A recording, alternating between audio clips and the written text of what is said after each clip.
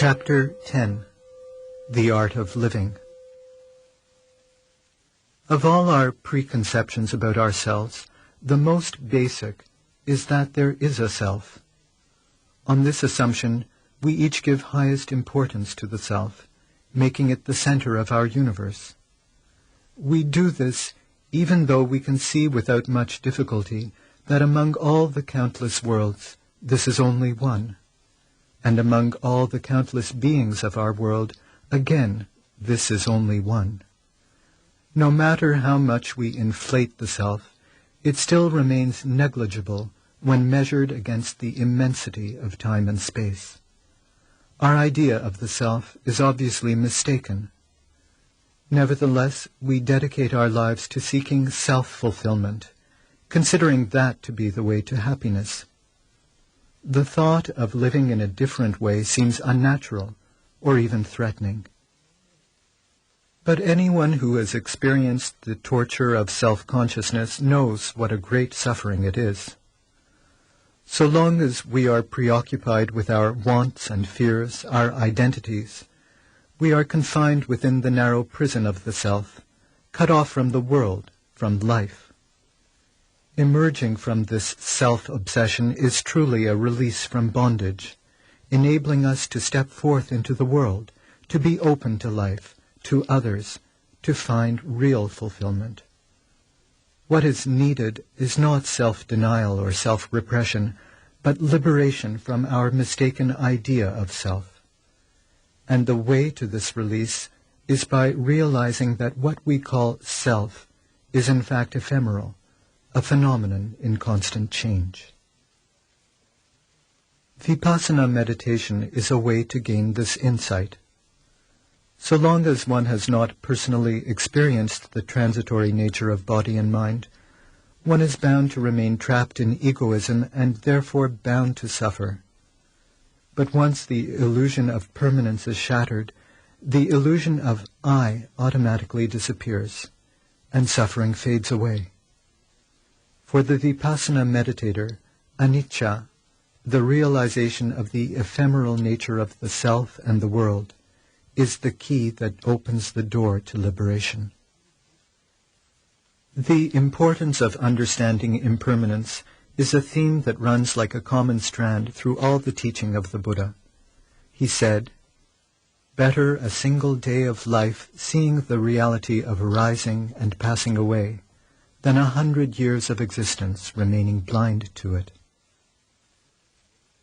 He compared the awareness of impermanence to the farmer's plowshare which cuts through all roots as he plows a field, to the topmost ridge of a roof, higher than all the beams that support it, to a mighty ruler holding sway over vassal princes, to the moon whose brightness dims the stars, to the rising sun, dispelling all darkness from the sky.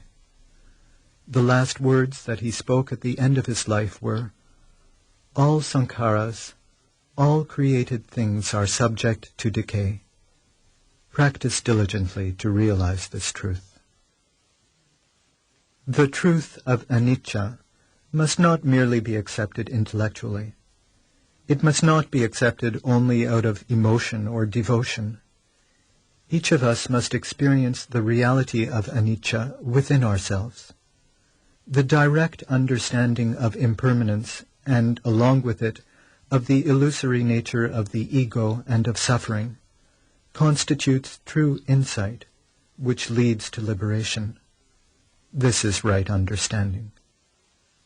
The direct understanding of impermanence and, along with it, of the illusory nature of the ego and of suffering, constitutes true insight, which leads to liberation. This is right understanding.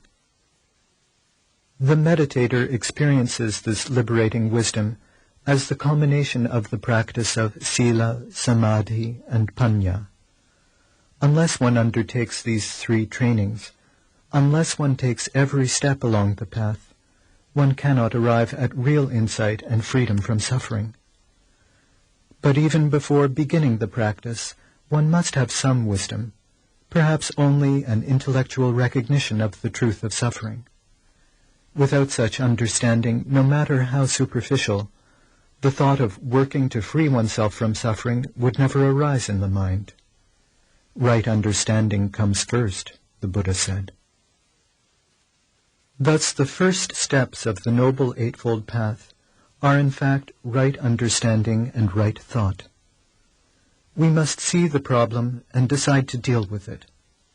Only then is it possible to undertake the actual practice of Dhamma. We begin to implement the path with training in morality, following the precepts to regulate our actions. With the training of concentration, we begin to deal with the mind, developing samadhi by awareness of respiration.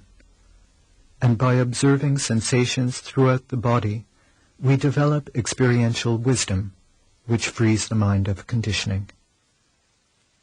And now, when real insight arises from one's own experience, again right understanding becomes the first step along the path. By realizing one's ever-changing nature through the practice of vipassana, the meditator frees the mind of craving, aversion, and ignorance. With such a pure mind, it is impossible to even think of harming others. Instead, one's thoughts are filled only with goodwill and compassion toward all. In speech, action, and livelihood, one lives a blameless life, serene and peaceful. And with the tranquility resulting from the practice of morality, it becomes easier to develop concentration. And the stronger the concentration, the more penetrating one's wisdom will be. Thus the path is an ascending spiral leading to liberation. Each of the three trainings supports the others, like the three legs of a tripod. The legs must all be present and of equal length, or the tripod cannot stand. Similarly, the meditator must practice sila, samadhi, and panya together to develop equally all facets of the path. The Buddha said, "From right understanding proceeds right thought. From right thought proceeds right speech. From right speech proceeds right action. From right action proceeds right livelihood. From right livelihood proceeds right effort. From right effort proceeds right awareness. From right awareness proceeds right concentration. From right concentration proceeds right wisdom. From right wisdom proceeds right liberation."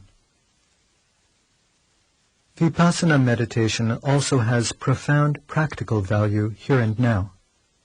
In daily life, innumerable situations arise that threaten the equanimity of the mind. Unexpected difficulties occur.